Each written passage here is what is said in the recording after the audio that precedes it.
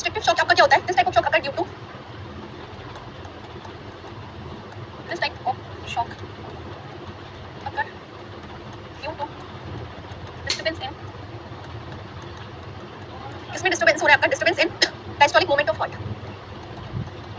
Diastolic movement of heart.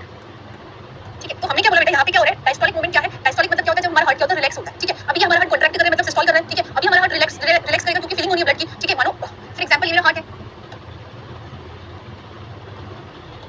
ठीक है, ये आपका हार्ट है। अब हमने क्या बोला यहाँ पे सिस्टोल मींस क्या होगा? अगर हमारा हार्ट सिस्टोल कर रहा है मतलब ये कॉन्ट्रैक्ट कर रहा है, अब ये कॉन्ट्रैक्ट करेगा, बट अगर हमें फीलिंग करनी है, अगर हमें चैम्बर को फील करना है तो हमें डायस्टोल की जरूरत है क्योंकि हमारा हार्ट रिलैक्स होगा, खुलेगा तभी तो डायस्टोल होगा। अब यहाँ पे हमने बोला डिस्टर्बेंस हो रहा है मेरा कहाँ पे? डायस्टोलिक में। डायस्टोलिक मतलब कि हमारा हार्ट क्या खुल ही नहीं रहा है। अब वो खुलेगा नहीं तो फीलिंग ही नहीं होगी, ब्लड फील नहीं होगा तो ब्लड आगे सर्कुलेट ही नहीं होगा। तो यहाँ पे इसका कॉन्ट्रैक्शन तो हो रहा है, इस तरीके से कॉन्ट्रैक्शन तो ये कर रहा है, कॉन्ट्रैक्शन कर रहा है बट क्या हो रहा है? खुल नहीं रहा है। अगर ये खुलेगा नहीं तो हमारी ब्लड फीलिंग नहीं होगी। अगर ब्लड फील ही नहीं होगा बेटा तो हमारा ब्लड क्या आगे जा पाएगा? नहीं जा पाएगा, जिसकी वजह से जो हमारा टिश्यू परफ्यूजन है वो कम हो जाएगा, जिसकी वजह से जो हमारे टिश्यू को मिलने वाला ब्लड सप्लाई है वो कम हो जाएगी। कहाँ के टिश्यू को? जो भी हमारे वाइटल ऑर्गन से, like your brain, like your respiratory system. ठीक है, अगर आपको पता है अगर आपके ब्रेन की ब्लड सप्लाई रुक गई तो आपके अंदर बहुत सारे ऐसे चेंजेस आ जाएंगे क्योंकि ब्लड क्या है? कंट्रोलिंग सिस्टम, हमारी बॉडी को जो कंट्रोल कर रहा है वो कौन है? आपका नर्वस सिस्टम है। नर्वस सिस्टम को तो ब्लड सप्लाई चाहिए। आपने देखा होगा that is your vital organ. ठीक है, तो हमने क्या बोला यहाँ पे क्या होता है? हमारा डायस्टोलिक जो मूवमेंट है, जो डायस्टोल कर रहा है, जब हमारा हार्ट रिलैक्स कर रहा है फीलिंग करने के लिए, ब्लड को फीलिंग करने के लिए जो डायस्टोल कर रहा है उसमें डिस्टर्बेंस आ रहे हैं, मतलब डायस्टोल नहीं हो पा रहा है। ठीक है, हार्ट नहीं खुल पा रहा है। अब हार्ट क्यों नहीं खुल पाएगा? अब बताओ हार्ट क्यों नहीं खुल पाएगा?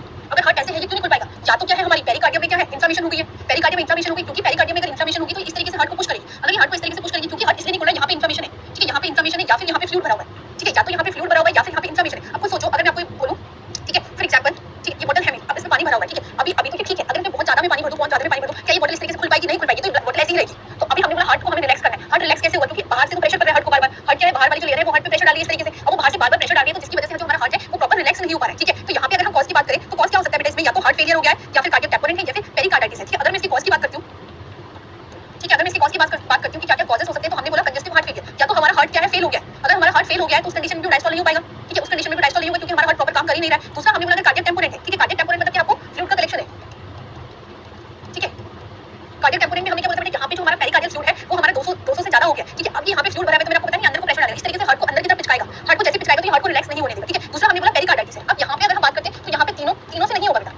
जहाँ पे मैंने सिर्फ पेरिकार्डाइटिस लिखा है, यहाँ पे मायोकार्डाइटिस और एंडोकार्डाइटिस नहीं है क्योंकि मायोकार्डाइटिस क्या है? मायोकार्डाइटिस तो कॉन्ट्रैक्ट कर रही है ना। हमने बोला सिस्टोल में तो कोई प्रॉब्लम है ही नहीं, सिस्टोल तो हो रहा है प्रॉपर। तो सिस्टोल कौन करा रही है? मायोकार्डियम, क्योंकि मायोकार्डियम बॉडी मैं तो कॉन्ट्रैक्शन कर रही हूँ, रिलैक्सेशन नहीं हो रहा। रिलैक्सेशन तो उसका काम है ही नहीं। अब रिलैक्सेशन क्यों नहीं हो रहा? क्योंकि पेरिकार्डियल क्या कर रही है? बाहर से प्रेशर लगा रही है। पेरिकार्डियल क्या है? बाहर से प्रेशर लगा रही है, उसको बाहर से इस तरीके से प्रेशर से पुश कर रही है। दैट्स व्हाई क्या है हमारी जो हार्ट है, जो हार्ट के चैम्बर है वो रिलैक्स नहीं हो पा रहे। बट यहाँ पे मायोकार्डाइटिस और एंडोकार्डाइटिस का कोई भी रोल नहीं है क्योंकि मायोकार्डाइटिस का काम ही क्या है? कॉन्ट्रैक्शन करना। वो अपने प्रॉपर कॉन्ट्रैक्शन कर रही है। वो बोली कि भाई मैं तो अपना काम प्रॉपर कर रही हूँ, तुम्हारा काम नहीं हो रहा है क्योंकि मुझे बाहर से प्रेशर मिल रहा है। ठीक है, यहाँ पे हमें अगर हमारा सिस्टोल में प्रॉब्लम होता है तब हम बोलते हैं कि मायोकार्डाइटिस हो गया, पर यहाँ पे सिस्टोल में कोई प्रॉब्लम नहीं है। प्रॉब्लम कहाँ पे आ गई? डायस्टोल में, मतलब हार्ट हमारा रिलैक्स नहीं कर रहा है। ठीक है, जो हार्ट है वो रिलैक्स नहीं कर रहा है, उसमें फीलिंग नहीं हो रही है, वो कॉन्ट्रैक्ट प्रॉपर कर रहा है, कॉन्ट्रैक्शन उसमें प्रॉपर हो रहा है, सिस्टोल उसमें प्रॉपर हो रहा है। अब वो सिस्टोल क्यों आगे ब्लड नहीं जा रहा है? क्योंकि उसमें फीलिंग ही नहीं हो रही है। कॉन्ट्रैक्शन तो हो रही है पर ब्लड फील नहीं हो रहा है। फील इसलिए नहीं हो रहा है क्योंकि वो खुल ही नहीं रहा। अब ये सोचो कि अगर ये बोतल है, ठीक है, अब इसमें पानी तो भर जाएगा। ठीक है, पानी तो उसमें भर जाएगा, बट अगर मैं इसका ढक्कन ही ना खोलूं और फीलिंग करने के लिए अगर मुझे इसमें पानी भरना है तो मुझे ये कैप निकालनी पड़ेगी, है ना। अगर मैं इसको कैप ही ना निकालूं तो इसमें जितना ब्लड है उतना ही रहेगा, या जितना पानी इसमें है उतना ही पानी इसमें रहेगा। ये खुलेगा नहीं खुलेगा नहीं। अब इसमें अगर मुझे पानी भरना है तो मुझे इसका कैप खोलना पड़ेगा। वैसे अगर हमें हार्ट में ब्लड भरना है तो हमें उसको रिलैक्स करवाना पड़ेगा या हमें उसको भरवाना पड़ेगा। ठीक है, और क्या हो सकता है बेटा इसमें? पेरिकार्डियल इफ्यूजन हो सकता है। पेरिकार्डियल इफ्यूजन मतलब क्या है? पानी का भर जाना। ठीक है, पेरिकार्डियल। इसलिए इसमें एक और कॉज हो सकता है इसका पेरिकार्डियल इफ्यूजन। ठीक है, इसीलिए मैंने आपको कार्डियक टैपोनेंट पहले पढ़ाया था ताकि आपको ये चीजें समझ में आ जाए। ठीक है, नेक्स्ट लास्ट आपका क्या है? एक और आपका होता है, नेक्स्ट है आपका न्यूरोजेनिक शॉक। ठीक है, नेक्स्ट हेडिंग डालिए न्यूरोजेनिक शॉक। नेक्स्ट हेडिंग डालना न्यूरोजेनिक शॉक।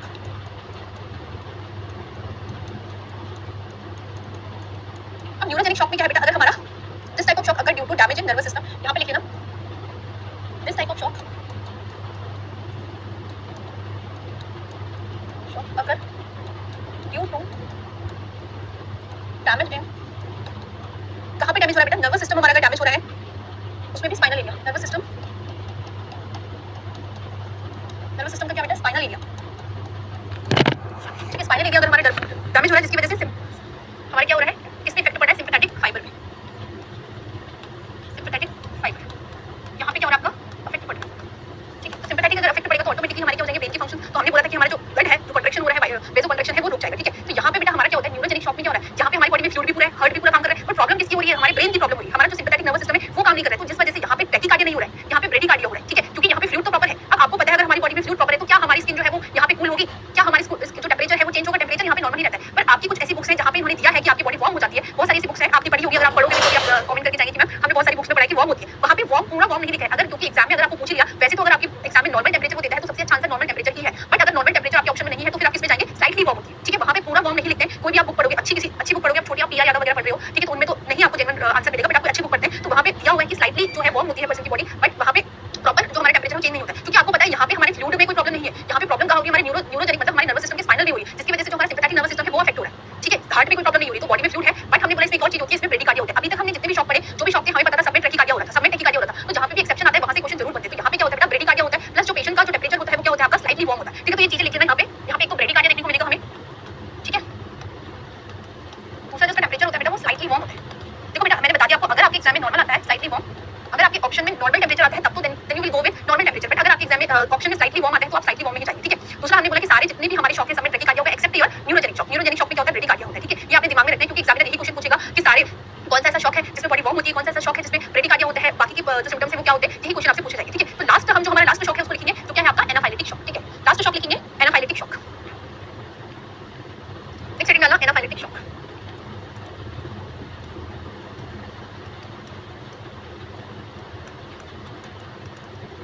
ये शॉक है this shock occur due to any allergic reaction, कोई भी एलर्जिक रिएक्शन की वजह से, तो लिखना this type of shock shock occur due to severe allergic reaction. अब कोई भी किसी भी चीज से आपको सीवियर एलर्जिक रिएक्शन हो गई है तो आपको एनाफाइलेटिक शॉक हो सकता है। अब ये एलर्जिक रिएक्शन आपको किसी भी चीज से हो सकती है, आपको फूड से हो सकती है, आपको किसी मेडिसिन से हो सकती है, आपको ब्लड चढ़ रहा था, ब्लड आपकी बॉडी में रिएक्ट कर गया, ठीक है। ब्लड का रिएक्शन आपकी बॉडी में हो गया, जैसे ब्लड ट्रांसफ्यूजन में आपने देखा होगा सबसे जो मोस्ट कॉमनली शॉक होता है एनाफाइलेटिक शॉक ही होता है। जब पेशेंट को ब्लड ट्रांसफ्यूजन होता है, जब हम ब्लड ट्रांसफ्यूज करते हैं किसी भी पेशेंट को, तो उस कंडीशन में जो शॉक होता है वो एनाफाइलेटिक शॉक क्यों होता है। अगर हमारी बॉडी उसको एक्सेप्ट नहीं करती, आपने देखा होगा जब बीपी चढ़ता है, जब ब्लड ट्रांसफ्यूजन चढ़ता है, तो 15 मिनट के लिए हम पेशेंट के ऑब्जर्वेशन में रहते हैं, ठीक है। 15 मिनट तक हम पेशेंट को क्या करते हैं, ऑब्जर्व करते हैं, क्यों करते हैं, ताकि उसमें कोई ऐसी रिएक्शन ना आ जाए, ठीक है, ठीक है। इसमें कोई रिएक्शन आ जाए, कोई भी अगर ऐसी एलर्जिक रिएक्शन होती है जिसकी वजह से हमें क्या होता है एनाफाइलेटिक शॉक होता है। अब वो बीज के काटने भी हो सकता है, जैसे जब भी आपको हनी बीज कट करती है तभी हमें क्या होता है एनाफाइलेटिक शॉक हो सकता है। बाकी कोई भी एलर्जिक रिएक्शन ऐसी आपकी बॉडी में हो रही है, किसी ड्रग की वजह से हो गई, जो ड्रग आपकी बॉडी ने क्या कर दिया उसको रिजेक्ट कर दिया, या फिर आपको कोई भी ब्लड ट्रांसफ्यूजन, मैंने बताया अगर आपको ब्लड ट्रांसफ्यूजन हो रहा है जिसकी वजह से आपकी बॉडी में ब्लड ट्रांसफ्यूजन में भी रिएक्शन हो जाती है, इसको हम एनाफाइलेटिक शॉक बोलते हैं, ठीक है। इसकी कॉजेस यही है, ज्यादा मेजर कॉजेस नहीं होते। अगर ये भी हमारी बॉडी में हो गया तो तब क्या हो जाएगा, टिश्यू परफ्यूजन हमारा अल्टर्ड हो जाएगा, हमारी बॉडी में क्या हो जाएगा, जो प्रॉपर ऑक्सीजन सप्लाई है, प्रॉपर ब्लड सप्लाई है वो रुक जाएगी, और पेशेंट के अंदर कौन से सिम्पटम्स आएंगे, आपके शॉक लाइक सिम्पटम्स आएंगे, ठीक है। तो ये क्या थे आपके सारे टाइप्स के शॉक थे, शॉक के बारे में हमने डिस्कस किया। अभी जो इसके सिम्पटम्स होंगे, बाकी के जो इसके सिम्पटम्स आएंगे सारे शॉक में मोस्टली हमारे सेम सिम्पटम्स आते हैं, ठीक है। और जो एक्सेप्शन वाले सिम्पटम्स हैं वो आपको मैं बता चुकी हूँ कि किसमें ब्रेडिकार्डिया होगा, किसमें टैकिकार्डिया होगा। मोस्टली जो हमारे सारे शॉक हैं सब में आपको पता है कि टैकिकार्डिया ही होता है पेशेंट। टैकिकार्डिया क्या है, हमारी पल्स रेट इंक्रीज हो जाएगी कितने से 100 से, ठीक है। बाकी एक्सेप्ट रहा आपका न्यूरोजेनिक शॉक। न्यूरोजेनिक शॉक में हमेशा पेशेंट को क्या होता है बेटा, ब्रेडिकार्डिया होता है। ब्रेडिकार्डिया मतलब उसका पल्स रेट है वो 60 से कम हो जाएगा, ठीक है। पेशेंट का अगर 60 से कम हो रहा है तो उसको हम क्या बोलते हैं, ब्रेडिकार्डिया बोलते हैं। बाकी हमने बोला जितने भी शॉक है सब में पेशेंट की जो बॉडी है वो कूल हो जाएगी, मतलब ठंडी पड़ जाएगी, क्योंकि पर्सन के अंदर फ्लूइड नहीं है, ठीक है। बॉडी में फ्लूइड नहीं है जिसकी वजह से उसकी जो स्किन है वो कूल हो रही है। एक्सेप्ट आपका सेप्टिक शॉक, सेप्टिक शॉक में वार्म हो जाएगी। बाकी अगर हम बात करते हैं न्यूरोजेनिक शॉक की, न्यूरोजेनिक शॉक में पेशेंट का जो टेम्परेचर होता है वो नॉर्मल रहता है, नॉर्मल नहीं तो कुछ बुक्स में आपका दिया है स्लाइटली वार्म रहता है, स्लाइटली मतलब थोड़ा सा गर्म होगा, ऐसा नहीं कि उसका टेम्परेचर इंक्रीज हो जाएगा। बाकी जो गर्म रहती है बॉडी वार्म रहती है किसमें रहती है, आपकी सेप्टिक शॉक में रहती है। सेप्टिक शॉक में क्यों रहती है, क्योंकि उसको इन्फेक्शन हो रहा है, किसी भी इन्फेक्शन की वजह से। जब भी हमारी बॉडी में इन्फेक्शन होता है तो हमें फीवर होता है, ठीक है। हमें फीवर क्यों होता है, किसी इन्फेक्शन की वजह से, तो इन्फेक्शन में हमारी बॉडी वार्म होती है। तो सारी चीजें आपको कोरिलेट करनी है। बाकी हमने हाइपोवॉलेमिक शॉक के बारे में पढ़ा था कि जो मोस्ट कॉमनली हमारी बॉडी में जो मोस्ट कॉमनली शॉक होता है वो हाइपोवॉलेमिक शॉक ही होता है, क्योंकि कभी भी किसी भी पर्सन का एक्सीडेंट हो रहा है तो वहां पे उसको ब्लड लॉस हो रहा है, ब्लड लॉस में क्या होगा, उसको हाइपोवॉलेमिक शॉक होगा। तो हमने पढ़ा था कि अगर पेशेंट को ऐसा तो नहीं हो सकता, आपको एलर्जिक रिएक्शन रोज हो सकती है, बट आपको वोमिटिंग हो सकती है, आपको सीवियर डायरिया हो सकता है, जिसकी वजह से पेशेंट किसमें जाता है, आपका हाइपोवॉलेमिक शॉक में जाता है। उसमें हमने कंडीशन पढ़ी थी कि जो पेशेंट में हाइपोवॉलेमिक शॉक होने का मोस्ट कॉमन जो कॉज है वो आपका हेमरेज है। अगर पेशेंट को सीवियर हेमरेज हो रहा है ड्यूरिंग योर फ्रैक्चर, या फिर उसकी कोई सीवियर सर्जरी हुई है, सर्जरी के टाइम उसको बहुत ज्यादा ब्लड लॉस हो गया है, तो पेशेंट हाइपोवॉलेमिक शॉक में जाता है। बाकी हमने बोला था कोई पेशेंट बर्न का है, बर्न के पेशेंट को जो मोस्ट कॉमन शॉक होता है वो कौन सा होता है, हाइपोवॉलेमिक शॉक होता है, बट उसमें जो डेथ के कारण होते हैं, पेशेंट की अगर डेथ होगी किसमें बर्न पेशेंट में तो वो न्यूरोजेनिक शॉक से होगी, है ना। वो हाइपोवॉलेमिक शॉक से वो कभी मरेगा नहीं, मरेगा वो किससे बेटा, न्यूरोजेनिक शॉक से मरेगा, ठीक है। किसकी बात करें, बर्न की बात करें, क्योंकि क्वेश्चन पूछा जाता है कि अगर पेशेंट में डेथ हुई है, कोई पेशेंट आपके पास बर्न का पेशेंट आया, उसमें उसकी डेथ हो गई है, तो कौन सा शॉक रिस्पांसिबल है, आपके ऑप्शन में आएगा आपका हाइपोवॉलेमिक शॉक भी आएगा, न्यूरोजेनिक शॉक भी आएगा। तो वहां पे आपका आंसर जाएगा न्यूरोजेनिक शॉक। अगर वो पूछता है कि मोस्ट कॉमन शॉक कौन सा होता है, जो अगर कोई पेशेंट बर्न का आया है उसमें मोस्ट कॉमन शॉक कौन सा होगा, तो कौन सा शॉक होगा, आपका हाइपोवॉलेमिक शॉक होगा। क्यों हो रहा है, क्योंकि हमारे जो सेल है सेलुलर डिस्ट्रक्शन हो रहा है, सेल की जब डेथ होने लगेगी, डिस्ट्रक्शन होने लगेगा, तो जो उनका फ्लूइड है वो बाहर निकलेगा, ठीक है। उनका फ्लूइड क्या है, बाहर निकल जाएगा, जिसकी वजह से जो पेशेंट है उसके अंदर फ्लूइड की कमी हो जाएगी और पेशेंट किससे लीड करेगा, हमारे शॉक से लीड करेगा, ठीक है। बाकी आपको शॉक की डेफिनेशन हमने पढ़ी थी,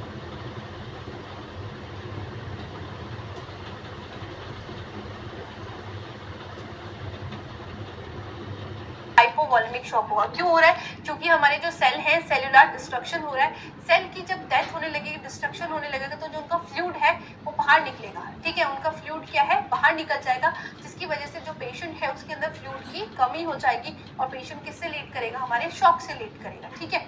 बाकी आपको शॉक की डेफिनेशन हमने पढ़ी थी, तो हम इसका फटाफट से इसका समराइज कर लेते हैं टॉपिक को कि हमने क्या क्या डिस्कस किया था। तो सबसे पहले हमने शॉक के बारे में पढ़ा था, ठीक है। शॉक में हमने पढ़ा था इसके टाइप्स ऑफ शॉक। टाइप्स में हमने देखा था एक आपका प्राइमरी है, ठीक है, एक आपका सेकेंडरी है। सेकेंडरी को हमने फर्दर डिवाइड किया था बेटा, सेकेंडरी को फर्दर डिवाइड किया था 3 टाइप्स में। एक आपका था हाइपोवॉलेमिक, एक आपका था कार्डियोजेनिक, ठीक है, एक आपका क्या था डिस्ट्रीब्यूटिव। इनके साथ साथ ही हमने इन सबके क्या पढ़े थे, कॉजेस पढ़े थे कि क्या क्या इनकी कॉजेस हो सकते हैं। तो हमारे जितने भी डिफरेंट टाइप्स के हमारे क्या थे, शॉक थे, सबके अपने अलग अलग क्या थे, सिम्टम कॉजेस थे। उसके बाद डिस्ट्रीब्यूटिव में हमने 3 शॉक पढ़े थे, जिसको हमने सेप्टिक बोला था, ठीक है। एक हमने क्या बोला था, ऑब्स्ट्रक्टिव बोला था,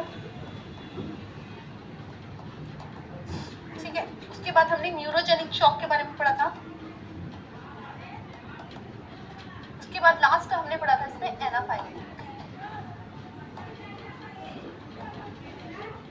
जो भी इनके सिम्टम्स होंगे और जो भी इनका डायग्नोसिस होगा और कैसे इनका ट्रीटमेंट करेंगे, बिकॉज हर शॉक का ट्रीटमेंट हम अलग अलग करते हैं। जैसे हाइपोवोलेमिक शॉक है तो उसका कॉज अलग है, तो उसका ट्रीटमेंट भी अलग होगा। तो ये सारी चीज़ें हम डिस्कस करेंगे आपके नेक्स्ट लेक्चर में, जो भी इसका पार्ट 2 आएगा उसमें हम इससे रिलेटेड सारी चीज़ें डिस्कस करेंगे, ठीक है। तो आपका जो होमवर्क है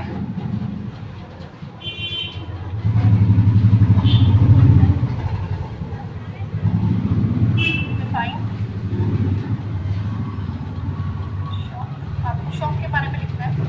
नेक्स्ट आपको लिखना है टाइप्स ऑफ शॉक,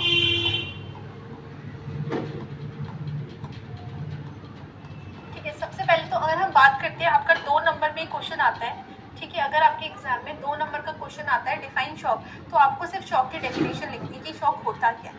फिर आप लिखेंगे टाइप्स ऑफ शॉक। शॉक के टाइप्स ऑफ शॉक अगर आपका 5 नंबर का क्वेश्चन आता है तो आपको अटेम्प्ट करने सारे टाइप्स ऑफ शॉक लिखने हैं, सिर्फ इनकी डेफिनेशन लिखनी है, ठीक है। सिर्फ इनकी डेफिनेशन लिखनी है, इस तरीके से आपको अपना क्वेश्चन अटेम्प्ट करना है। So thank you so much everyone. I hope कि आपको लेक्चर समझ में आया हो। हर लेक्चर में मैं आपको बोलती हूँ कि आपको नोट्स बनाने हैं, उसके बाद उसका रिवीजन करना है। जो भी आपका डाउट होता है वो आप कमेंट कर सकते हैं, ठीक है। एक बच्चे ने मुझे कार्डियक टेम्पोनेंट का बोला था, वो मैंने उसको एक्सप्लेन वहाँ पे लिख भी दिया था। बाकी आपका क्या है, ये डिजीज़ की कंडीशन आपको मिल गई होगी, वैसे आपने पढ़ ली होगी। छोटी सी डिजीज़ कंडीशन है, उतना एग्जाम में नहीं पूछा जाता है। जो मोस्ट कॉमनली आपके क्वेश्चन आते हैं वो शॉक से आते हैं, ठीक है। So thank you so much, मिलते हैं नेक्स्ट लेक्चर।